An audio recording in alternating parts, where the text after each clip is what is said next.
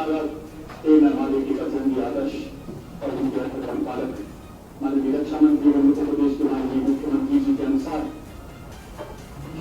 ये नदी अगर कोई छेड़े और विचारों के अनुरूप आज नापाक दुश्मन अपनी रहनुमाई हमसे मांग रहा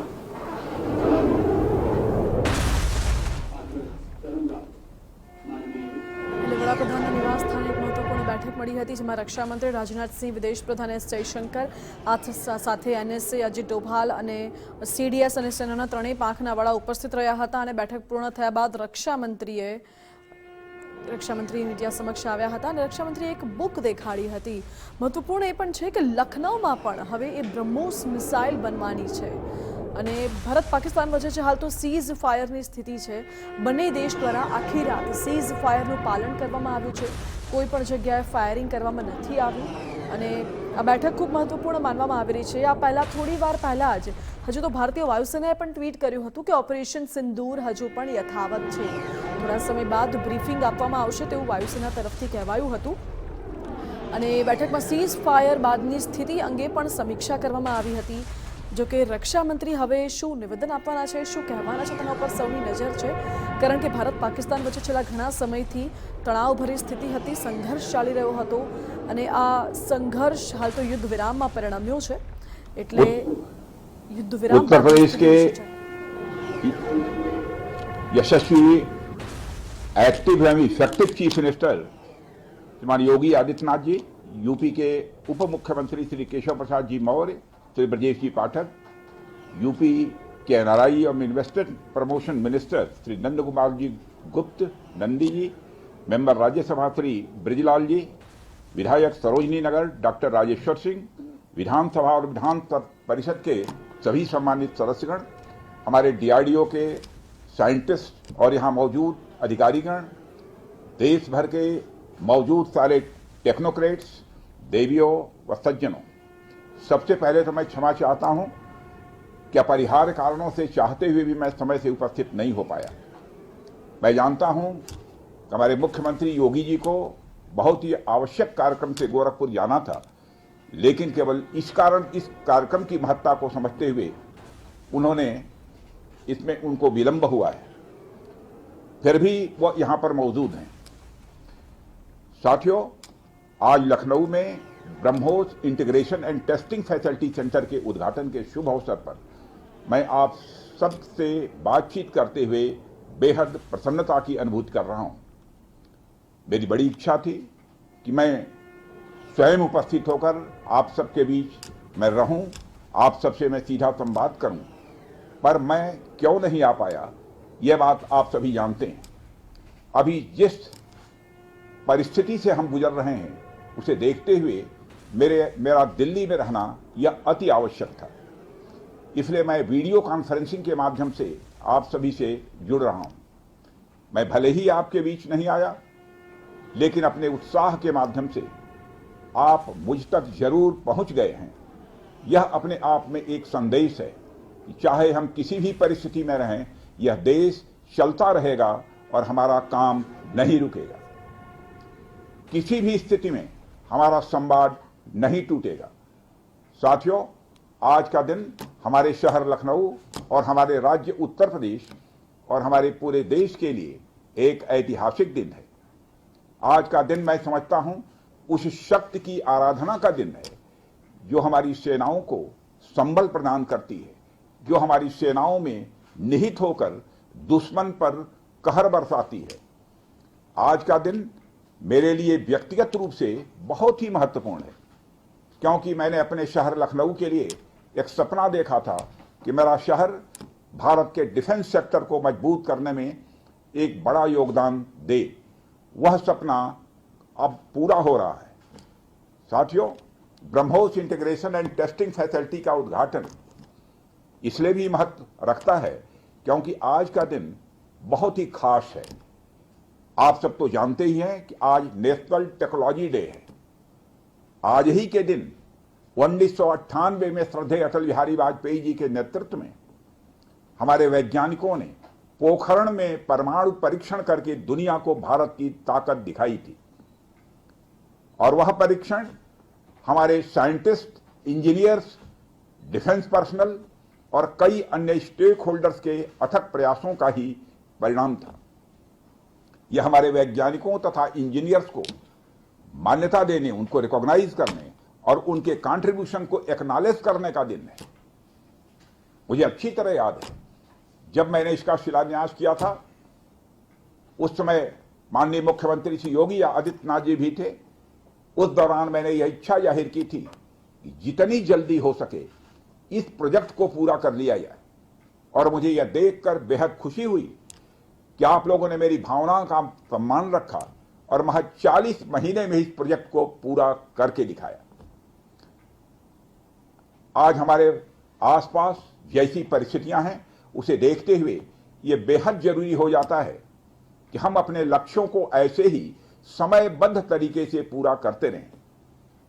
इस मौके पर मैं उत्तर प्रदेश के माननीय मुख्यमंत्री श्री योगी आदित्यनाथ जी का विशेष आभार प्रकट करता हूं। यदि इतने कम समय में ब्रह्मोस की इंटीग्रेशन एंड टेस्टिंग फैसिलिटी की स्थापना हो सकी, तो इसके पीछे योगी जी का बहुत बड़ा योगदान है। मैं डीआरडीओ, हमारे वैज्ञानिक, हमारे इंजीनियर्स और इस प्रोजेक्ट से जुड़े हर व्यक्ति और संस्था को मैं हृदय से बधाई देता हूं। आप लोगों ने दिन रात मेहनत करके इस इंटीग्रेशन एंड टेस्टिंग फैसिलिटी को खड़ा किया है। देश भर के वैज्ञानिक, इंजीनियर्स और युवाओं का योगदान हमें इस फैसिलिटी सेंटर में देखने को मिलेगा। मैं आपकी मेहनत और लगन को नमन करता हूं। साथियों, हमारी सरकार जब उत्तर प्रदेश में डिफेंस कॉरिडोर के विजन को लेकर आगे बढ़ी थी, तो उस समय हमारे सामने अनेक बड़े लक्ष्य थे। उन तमाम लक्ष्यों में से हमारा एक उद्देश्य यह भी था कि हम उत्तर प्रदेश को एक बार फिर देश के प्रोडक्शन सेंटर के रूप में डेवलप करें। यूपी डिफेंस कॉरिडोर लखनऊ सहित कानपुर, झांसी, चित्रकूट, आगरा और अलीगढ़ से होकर गुजरता है, और ये सभी नोड्स आने वाले समय में विकास के नए केंद्र बनकर उभरेंगे। साथियों, एक उदाहरण मैं आपके सामने रखूं तो आप में से बहुत लोगों को पता होगा कि एक समय कानपुर और आसपास का क्षेत्र प्रोडक्ट्स की मैन्युफैक्चरिंग के लिए जाना जाता था। आर्थिक रूप से यह क्षेत्र बहुत ही समृद्ध था। इसे मैनचेस्टर ऑफ द ईस्ट कहा जाता था। लेकिन आजादी के बाद अनेक कारणों से आर्थिक प्रगति की राह में यह क्षेत्र पिछड़ता गया और कहीं पीछे छूट गया। मैं उन कारणों में तो नहीं जाना चाहूंगा, पर कहना यह चाहता हूं कि यूपी डिफेंस कॉरिडोर के निर्माण के बाद यह क्षेत्र फिर से एक बार अपने पुराने वैभव को प्राप्त करने की ओर आगे बढ़ चला है। मुझे इसमें कोई संदेह नहीं है कि कानपुर विकास की उन ऊंचाइयों को छुएगा जो दुनिया के विकसित क्षेत्रों के लिए अनुकरणीय होगा।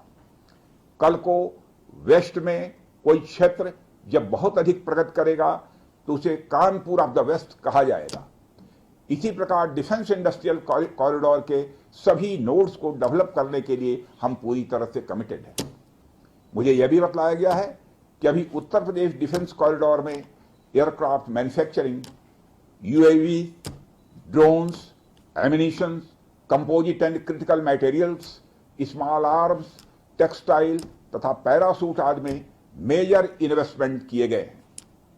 एक अच्छी बात यह है कि इस डिफेंस कॉरिडोर में हमें पब्लिक सेक्टर और प्राइवेट सेक्टर दोनों की ही बड़ी अहम भागीदारी दिखाई दे रही है। साथियों, जब मैं प्राइवेट सेक्टर की भागीदारी की बात कर रहा हूं तो मुझे यह बताते हुए बड़ी खुशी हो रही है कि लखनऊ में ही पीटीसी इंडस्ट्रीज लिमिटेड द्वारा titanium and super alloy material plants की शुरुआत की जा रही है। इसके अलावा 7 एडिशनल क्रिटिकल प्रोजेक्ट्स की भी नींव इस समय रखी जा रही है। यह निश्चित रूप से रक्षा क्षेत्र में भारत की आत्मनिर्भरता की गति को और तेज करेगा। मैं इसके लिए श्री सचिन अग्रवाल को भी बधाई देना चाहता हूं। हमारा सपना है कि उत्तर प्रदेश दुनिया के टॉप डिफेंस प्रोडक्शन और एक्सपोर्ट डेस्टिनेशन के रूप में जाना जाए। आज जो ब्रह्मोस फैसिलिटी शुरू हो रही है, मैं समझता हूं वह यूपी डिफेंस कॉरिडोर का यह गौरव होगा। यह सिर्फ उत्तर प्रदेश का ही नहीं, बल्कि देश का सबसे बड़ा BrahMos integration and testing facility centre है। यह रक्षा क्षेत्र में भारत की आत्मनिर्भरता के प्रयास को भी मजबूती प्रदान करेगा। साथियों, जहां तक ब्रह्मोस का प्रश्न है, तो आप सभी यह जानते हैं कि ब्रह्मोस दुनिया के सबसे तेज सुपरसोनिक क्रूज मिसाइल में से एक है।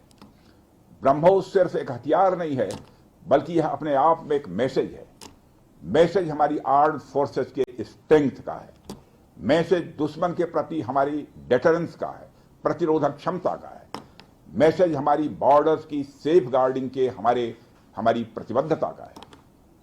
साथियों, पोखरण परमाणु परीक्षण में महत्वपूर्ण योगदान देने वाले मिसाइल मैन और हमारे पूर्व राष्ट्रपति डॉक्टर APJ अब्दुल कलाम ने यह कहा भी था कि unless India stands up to the world, no one will respect us in this world.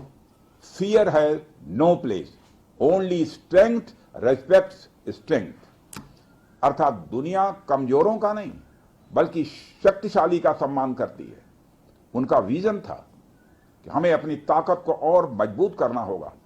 जब तक कोई देश ताकतवर नहीं होगा, दुनिया उसका सम्मान नहीं करेगी। आज भारत दुनिया के सबसे शक्तिशाली राष्ट्रों में से एक है। हम लगातार अपनी ताकत और बढ़ा रहे हैं, और मैं समझता हूं कि आज जो फैसिलिटी सेंटर शुरू हो रहा है, यह भारत की शक्ति को और मजबूत करने में सहायक होगी। साथियों, यह केवल एक फैक्ट्री का उद्घाटन भर नहीं है, बल्कि मैं समझता हूं कि यह रक्षा क्षेत्र में भारत की आत्मनिर्भरता की दिशा में एक बहुत बड़ा कदम है। उत्तर प्रदेश डिफेंस इंडस्ट्रियल कॉरिडोर बनने के पश्चात उत्तर प्रदेश के इंडस्ट्रियल डेवलपमेंट का एक नए सिरे से श्री गणेश हो चुका है। इस डिफेंस कॉरिडोर में अब तक कुल 180 के लगभग MOUs साइन किए जा चुके हैं, जिसमें 34,000 करोड़ रुपए का इन्वेस्टमेंट प्रपोज्ड है। आपको यह जानकर खुशी होगी कि अभी तक इस कॉरिडोर में 4,000 करोड़ रुपए का इन्वेस्टमेंट किया भी जा चुका है।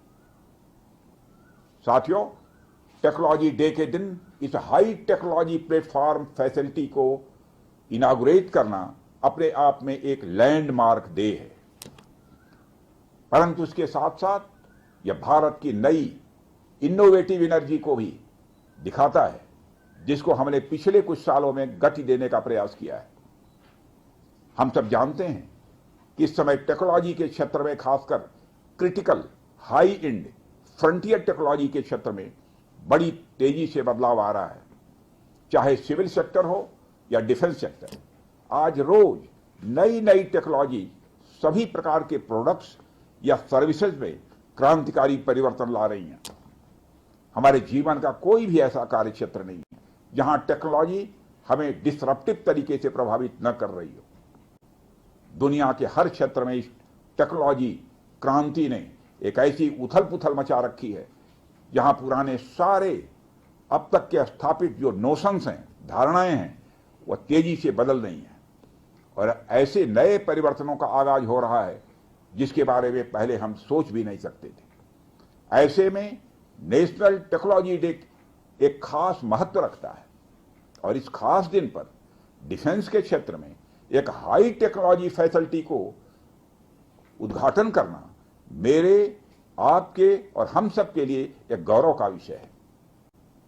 साथियों, ब्रह्मोस भारत और रूस के हाईएस्ट डिफेंस टेक्नोलॉजी का एक संगम है।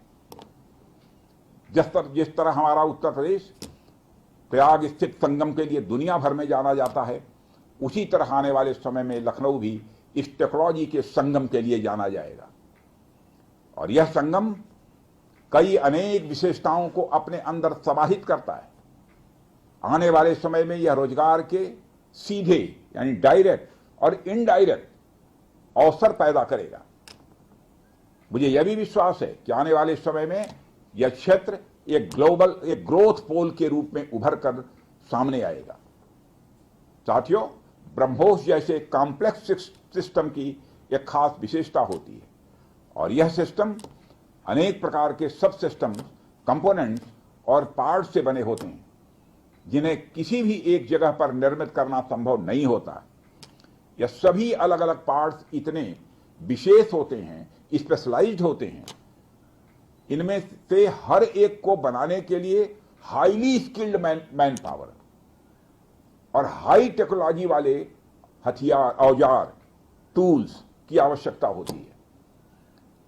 आपको मैं यह बताना चाहूंगा कि हमारी डिफेंस इंडस्ट्री के अंदर देश भर में, चाहे वह डीपीएसयू हो या प्राइवेट सेक्टर की इंडस्ट्रियल यूनिट्स हो या जहां भी स्थापित होती हैं, वहां अपने साथ साथ एमएसएमई यानी छोटी औद्योगिक इकाइयों का एक एंसिलरी इंडस्ट्रियल बेस भी निर्मित करती हैं और इन एंसिलरी इंडस्ट्रियल बेस से पूरे इलाके का एक सामाजिक आर्थिक विकास होता है। मेरा मानना है कि यह फैसिलिटी सेंटर भी वही भूमिका निभाएगा। और साथियों, जैसा कि आप सब जानते हैं, चाहे भारत सरकार हो या राज्य सरकार, हमारी नीति एकदम साफ है। Make in India, make forward. हमारे लिए रक्षा क्षेत्र में आत्मनिर्भरता का अर्थ बहुत व्यापक है। हम इस विचार के साथ आगे बढ़ रहे हैं कि हमें खुद के लिए तो आर्म्स एंड इक्विपमेंट बनाना ही है, साथ ही साथ में पूरी दुनिया को एक्सपोर्ट भी करना है। साथियों, दुनिया की मिलिट्री मार्केट में अपार संभावनाएं हैं। हाल ही में मैं Stockholm International Peace Research Institute की एक रिपोर्ट पढ़ रहा था। उसमें उन्होंने यह बताया है कि वर्ल्ड मिलिट्री एक्सपेंडिचर 2024 में बढ़कर $2,718 बिलियन हो गया है। आप सोचिए, आर्म्स एंड इक्विपमेंट का इतना बड़ा मार्केट हमारी राह देख रहा है। इसलिए हमें बेहद मजबूती से भारत को दुनिया के लिए एक अट्रैक्टिव डिफेंस प्रोडक्ट हब के रूप में विकसित करने की ओर आगे बढ़ना ही होगा।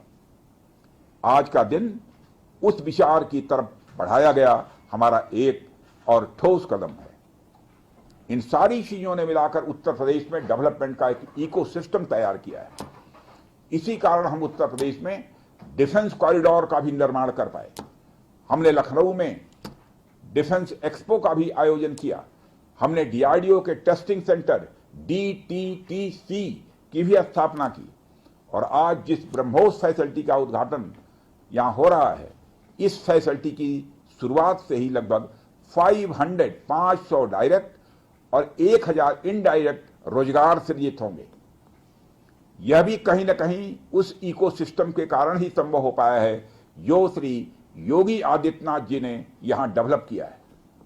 यानी हमारी डबल इंजन की सरकार उत्तर प्रदेश में खेल से लेकर खेत तक, कल्चर से लेकर कनेक्टिविटी तक, पुलिस से लेकर पॉलिसी तक और टेक्नोलॉजी से लेकर टूरिज्म तक हर क्षेत्र में विकास कर रही है। इसलिए मैं उत्तर प्रदेश सरकार को पुनः बधाई देता हूं। हर तरीके से उत्तर प्रदेश और भारत के डेवलपमेंट को लेकर हमारा संकल्प, हमारा समर्पण और हमारी प्रतिबद्धता और भी मजबूत होती जा रही है। साथियों, 11 मई को पोखरण से जो आत्मविश्वास प्रारंभ हुआ था, आज लखनऊ में वह और मजबूत हो रहा है। साथियों, अपनी बात समाप्त करने के पहले मैं कहना चाहता हूं कि जिन भारत विरोधी और आतंकी संगठनों ने भारत माता के मस्तक पर हमला करके कई परिवारों के सिंदूर मिटाए थे, उन्हें भारतीय सेना ने ऑपरेशन सिंदूर के माध्यम से इंसाफ दिलाने का काम किया है और इसके लिए आज सारा देश भारतीय सेनाओं का अभिनंदन कर रहा है। ऑपरेशन सिंदूर सिर्फ एक सैन्य कार्रवाई भर नहीं है, बल्कि भारत की राजनैतिक, सामाजिक और सामरिक इच्छा शक्ति का प्रतीक है। यह ऑपरेशन आतंकवाद के खिलाफ भारत की